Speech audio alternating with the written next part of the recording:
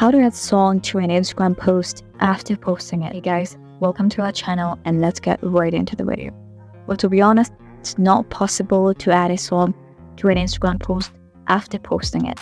You can only do it before posting it. In such cases, you can either delete the post and repost it, adding the music, or you will share the post to your story and then add music to it. So in order to add your post to your story with music, for that, tap on this airplane like icon under your post and click on add to story.